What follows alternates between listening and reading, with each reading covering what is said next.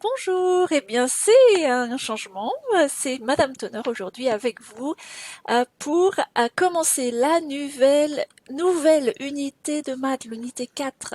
Nous allons parler de division. La division, c'est faire des groupes égaux. Alors voilà, on va commencer avec la division et c'est très utile d'apprendre à diviser parce qu'on a toujours besoin de faire des groupes égaux quand on fait toutes sortes de choses dans la vie. Et pour l'unité 4 de division, aujourd'hui, on va apprendre à diviser mentalement, c'est-à-dire dans la tête, sans avoir à utiliser de calculatrice ou même sans avoir à utiliser de crayon ou de papier.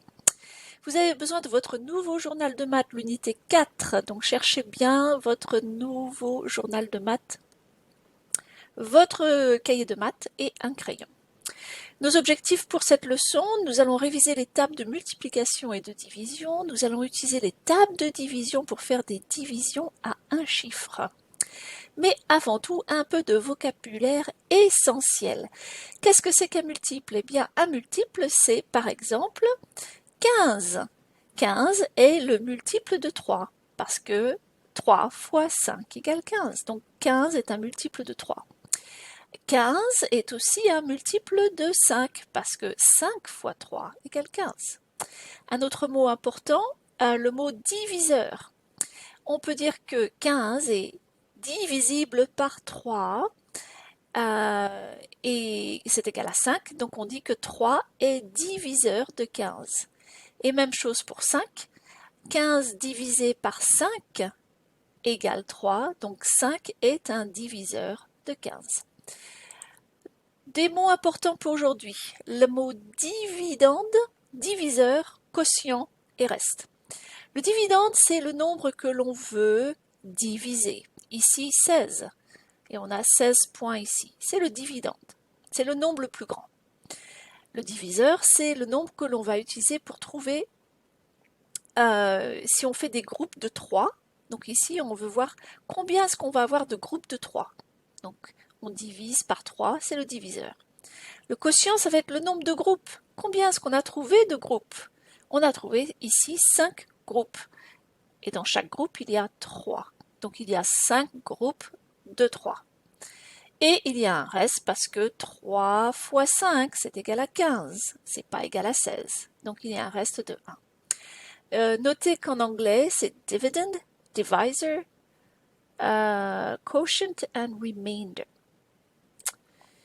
Alors, notre message de maths, vous le ferez avec votre professeur.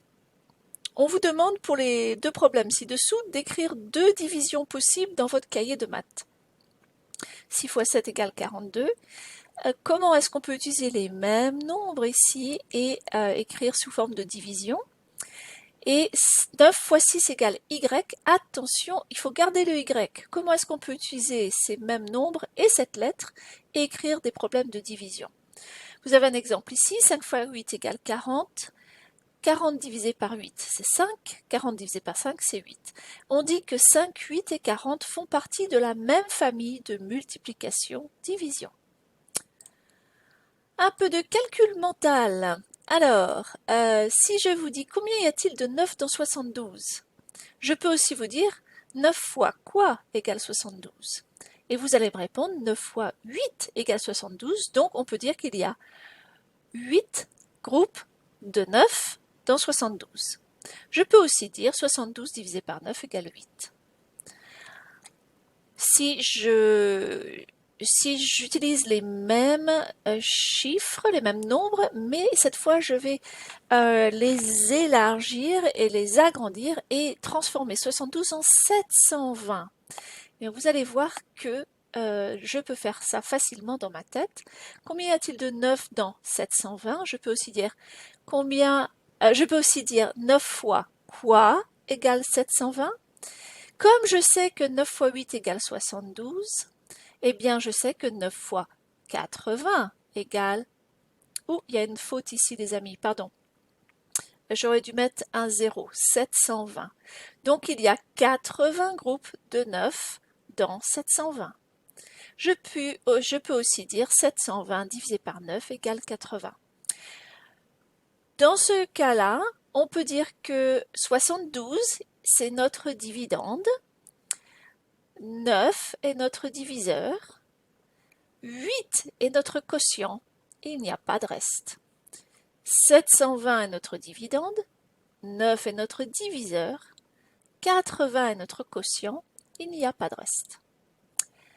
Alors, avec votre professeur, vous ferez dans votre cahier de maths les problèmes suivants. Combien de 3 dans 21? Combien de 30 dans 220? Combien de 3? J'ai dit 220, pardon, dans 210. Et combien de 3 dans 210? Et vous voyez qu'on peut le dire aussi de façon différente, mais ça revient toujours au même, puisque la division et la multiplication sont liées. La division est le contraire d'une multiplication. Vous allez aussi faire des boîtes de nombres. Alors, on a tiré 3 cartes. Il y a la carte 6, 8, qui ont formé le nombre 68. Et c'est notre dividende. 68 est le dividende. C'est le grand nombre que l'on veut diviser en groupes égaux. Et on veut diviser en groupes de 7. Donc, dans chaque groupe, on veut 7 de quelque chose. Alors, vous allez, dans cette boîte de nombres, trouver plusieurs façons d'écrire 68 en utilisant des additions ou des multiplications. Et je vous invite à trouver ce qu'on appelle des nombres faciles. En anglais, ils appellent ça des friendly numbers. Vous allez vous poser la question, est-ce que je peux penser à un multiple de 7? Parce que 7 est ici, c'est mon diviseur. Est-ce que je peux penser à un multiple de 7 qui est égal ou plus petit que 68? Et je sais que le multiple de 7 le plus proche, c'est 63. Parce que 7 fois 9 égale 63. Donc je peux dire, une autre façon de renommer 68, je peux dire que 68 c'est 63 plus 5. Je peux même dire que 63 c'est 7 fois 9 plus 5. Donc voilà une autre façon de renommer 68. Et vous allez voir que ce qu'on fait ici, ça va être utile pour apprendre à diviser mentalement. Alors je peux continuer. Je peux aussi dire que 68 c'est 35, parce que 35 c'est 7 fois 5, plus 21, 21 c'est 3 fois 7, et plus 7, et plus 5, c'est toujours égal à 68. Ou je peux aussi dire 21 plus 21 plus 21 plus 5, c'est égal à 68. Pourquoi j'ai choisi 21? Parce que 21 c'est 3 fois 7, 3 fois 7, pardon, et 3 fois 7. Donc c'est comme si j'avais ici, en fait, 9 fois 7, c'est égal à 63. Alors avec votre professeur, vous ferez une autre boîte de nombres. Vous devrez trouver d'autres façons de nommer 57 et encore une fois, pensez à un multiple de 9 qui est égal ou plus petit que 57 et ça vous aidera à trouver d'autres façons de nommer ce nombre.